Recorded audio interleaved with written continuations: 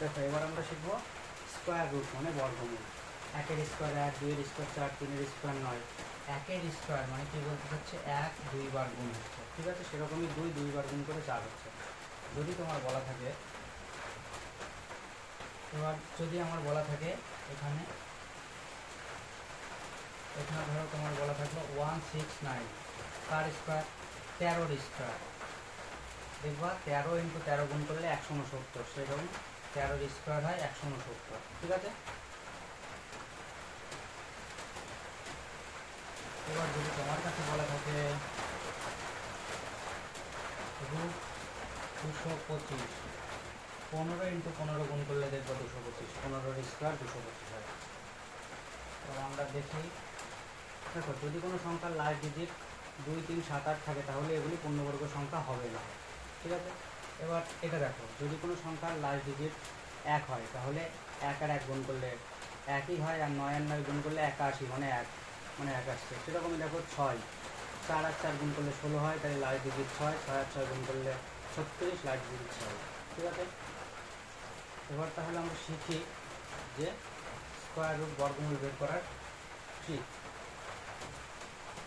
ধরো তোমার কাছে থাকলো রুট 961। তোমার যদি মুখস্থ থাকে তাহলে ভালো, আর যদি না থাকে তাহলে তুমি কীভাবে বের করবে শর্টকাট থেকে? তবে 1 থাকলে কি হয়, 1 আর 9 হতে পারে স্কোয়ার রুট, তার মানে দুটো সংখ্যা বাদ। এবার 9 কার স্কোয়ার হয়, 3-এর স্কোয়ার। তাহলে দেখো 1 31 হতে পারে, 1 39 হতে পারে। এবার আমি কী করে জানতে পারবো কোনটা হবে? 3 আর ঠিক তার পরের সংখ্যা গুণ করো, 3 4 12। দেখো 12 থেকে 9 ছোট হয়ে গেল, 9 ছোট হয়ে গেল, সেই জন্য ছোটটা উত্তর।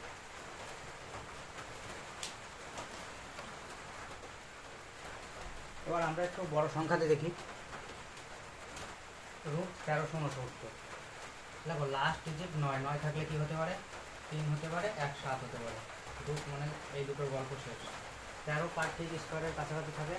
দেখো 13 9-এর স্কোয়ারের ঠিক কাছাকাছি, 3 হতে পারে, 133 হতে পারে, 137 হতে পারে। তাহলে আমরা কীভাবে বের করবো? এবার 3 ঠিক তার পরের সংখ্যা 4, 3 4 12। দেখো 12 থেকে 13 বড়, তাই আমার বড়টা উত্তর।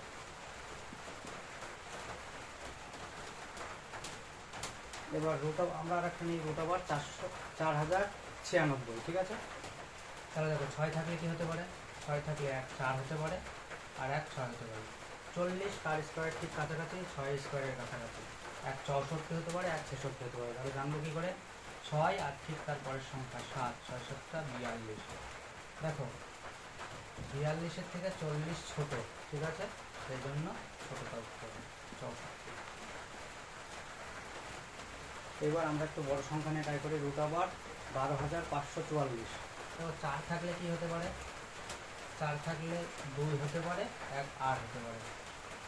125 কার স্কোয়ারের ঠিক কাছাকাছি, 11 11 121, 12 12 144, তাহলে 11-র স্কোয়ারের ঠিক কাছাকাছি 11 11।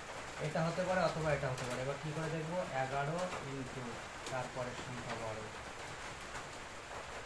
12-কে 12 132, সরি